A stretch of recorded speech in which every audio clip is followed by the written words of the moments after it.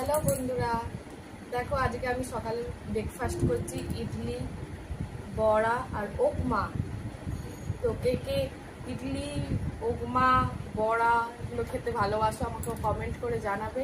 আর আমার ভিডিওটা ভালো লাগলে একটা লাইক করে দেবে, আর প্লিজ সাবস্ক্রাইব করে দিও যাতে আমি এগিয়ে যেতে পারি।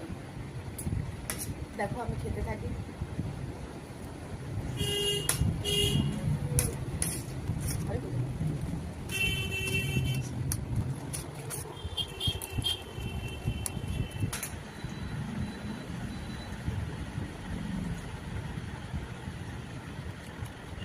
ভালো না কালকে তরকারি